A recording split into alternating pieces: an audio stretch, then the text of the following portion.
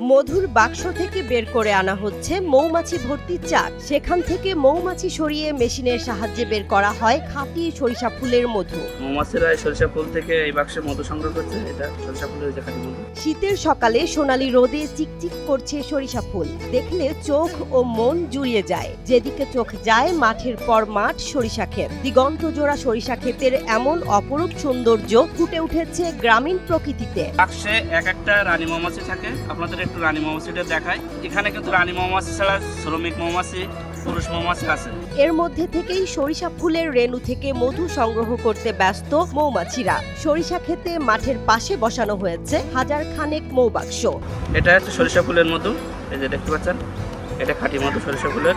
প্রতি সপ্তাহে একবার মধু সংগ্রহ করেন মৌয়ালি। এজন্য বিশেষ কায়দায় মৌবাক্সের ভেতরের মৌমাছির লেগে থাকা পাত্র বের করা হয়। এরপর পাত্রের মৌমাছি সরিয়ে মেশিনে ঢুকিয়ে বের করা হয় তরল খাঁটি মধু। এখানে খাঁটি মধু পাওয়া যায়। এখানে খাঁটি মধু ক্রয় করতে এসেছি সাতক্ষীরা থেকে।